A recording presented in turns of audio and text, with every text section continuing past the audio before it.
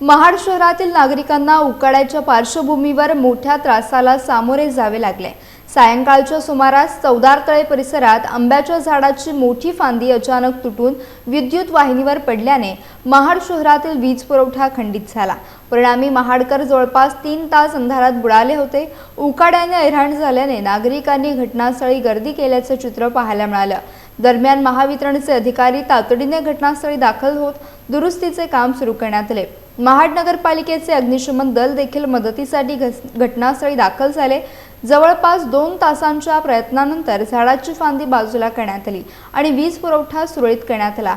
मात्र त्यानंतर अचानक ट्रान्सफॉर्मरने पेट घेतल्याने नागरिकांमध्ये भीतीचे वातावरण निर्माण झाले। यानंतरही दर तासाने विजेचा लपंडाव सुरूच राहिला। उकाड्याने त्रस्त झालेल्या महाडकरांना रात्रभर या समस्येला सामोरे जावे लागले। विजेचा पुरवठा वारंवार खंडित होण्यामागचे कारण काय याबाबत महावितरणकडून समाधानकारक उत्तर न मिळाल्याने नागरिकांमध्ये नाराजी व्यक्त होतीये।